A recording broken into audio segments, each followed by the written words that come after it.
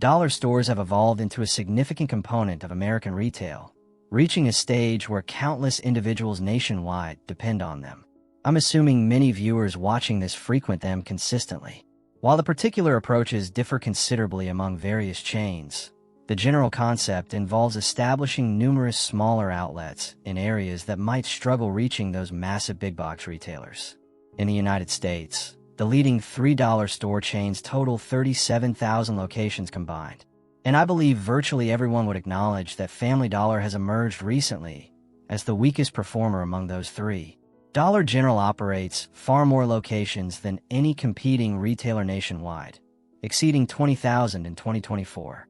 Dollar Tree launched its 9,000th location in 2025. Remember, their stores typically feature greater square footage than competing dollar store chains. Meanwhile, Family Dollar has been shuttering locations, recently becoming the smallest among the three. Simply examining that graph reveals Family Dollar has been heading in the wrong direction. But perhaps the strongest indication of decline is the reality that Family Dollar has forfeited substantial value. In 2015, Dollar Tree acquired it for more than $8 billion. Dollar General was actually offering more money, but concerns existed regarding regulatory authorization considering Dollar General was already so massive. Therefore, the transaction ultimately proceeded with Dollar Tree. For the subsequent decade, they struggled managing the two brands together until 2025 when they divested it to several private equity companies for slightly over $1 billion, substantially less than their purchase price, helping reveal how dramatically the brand had deteriorated. So in this video, I'd like to examine Family Dollar's history while pinpointing what I consider to be some of the primary reasons behind its decline. Economic factors. Beginning the list with perhaps the most straightforward reason: economic factors. You see, similar to Dollar General, Family Dollar has consistently attempted to appeal to lower-income consumers. That's been their entire strategy. Way back when seeking locations to construct a new store, apparently the founder, Leon Levine, would look for oil stains in parking lots because that probably indicated people who couldn't afford vehicle repairs were residing nearby. As you might expect, there's always been debate surrounding this method, particularly when they began distributing tobacco products in 2012 and subsequently alcohol products in 2019. Recently, as you may already be aware, lower-income people have been confronting inflation and more stringent criteria for SNAP benefits. Consequently, they simply cannot afford to purchase as much of Family Dollar or any competing dollar stores.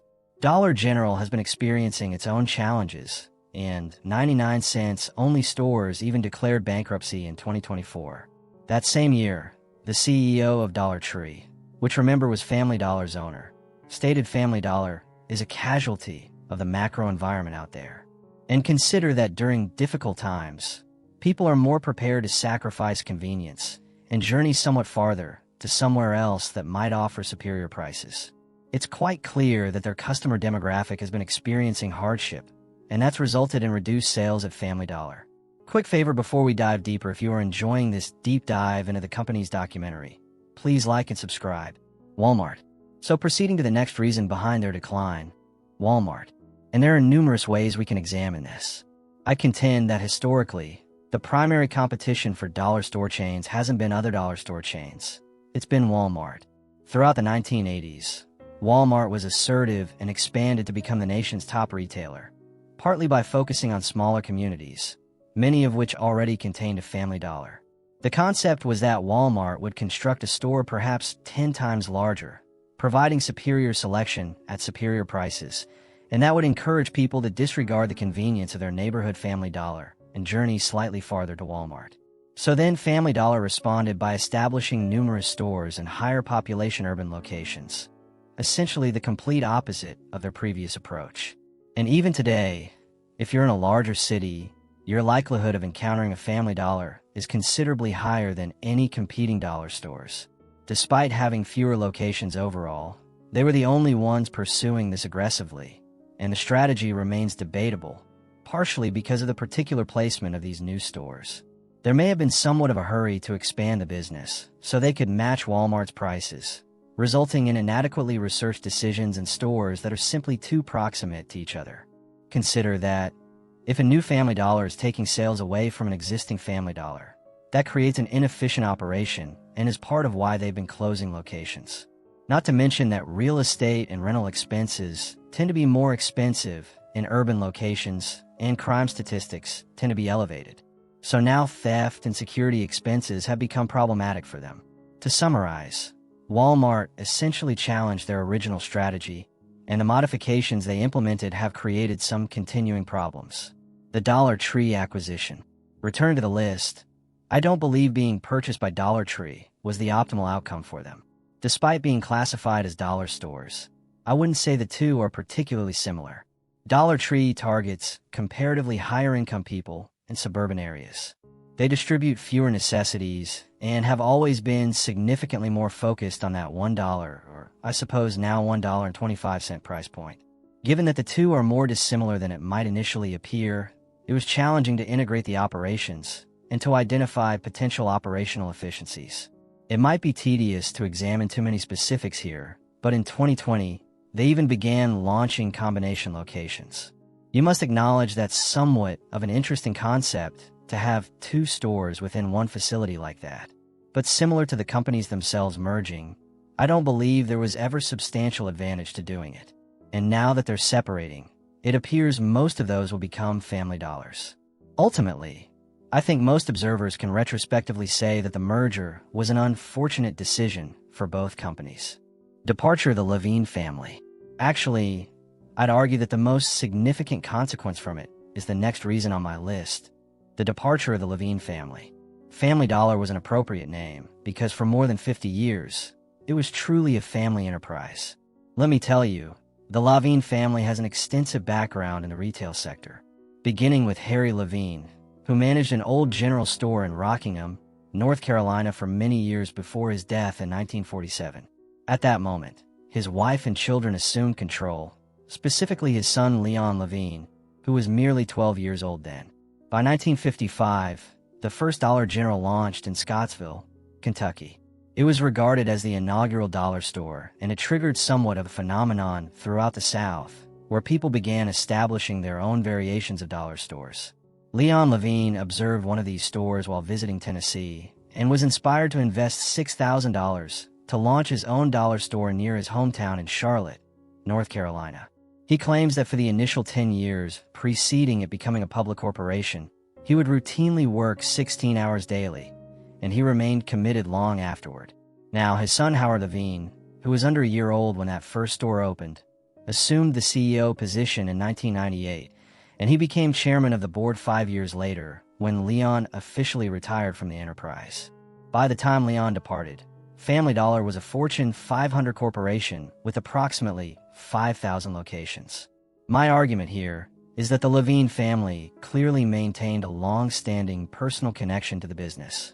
Naturally, not all decisions were optimal during that period, and it can be argued that Howard struggled matching his father's achievements.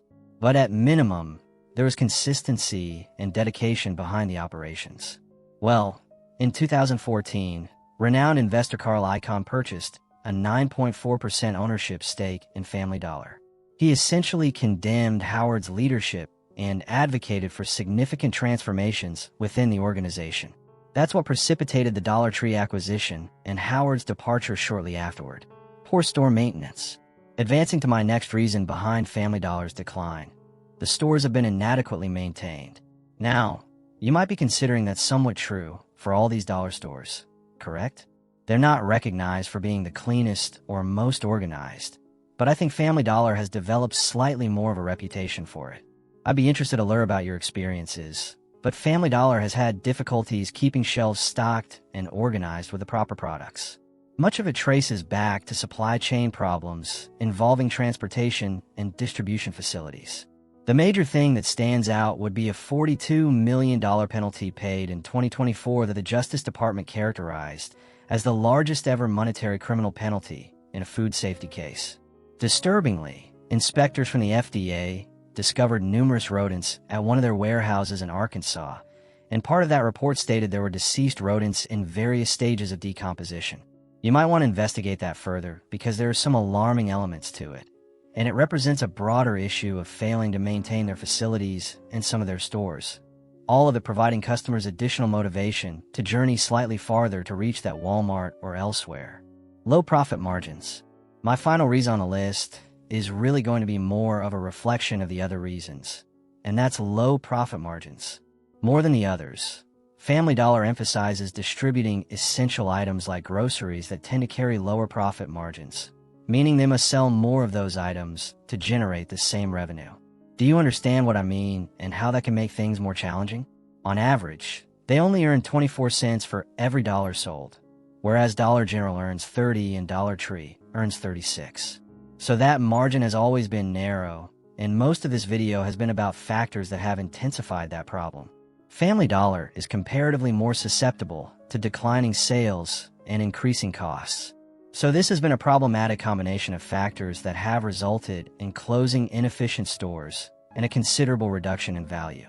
Family Dollar is being surpassed by those competing companies, and it certainly appears it would require some major transformations for them to reverse that trajectory. Let me know in the comments. What do you think about Family Dollar? Specifically, is it a viable option when you need something quickly or don't want to journey too far? It just seems like there aren't many Family Dollar advocates out there anymore. Their reputation has declined so dramatically. So for anyone who prefers them over the alternatives, what do you appreciate about it? Or conversely, it would still be interesting to hear about something that makes you dislike them more than the alternatives. And finally, the big question is, what do you envision for the future? Will Family Dollar recover under this new ownership, or will it continue to decline? And any other thoughts you have about Family Dollar, leave them in the comments. I'd like to hear what you have to say. Thank you for watching.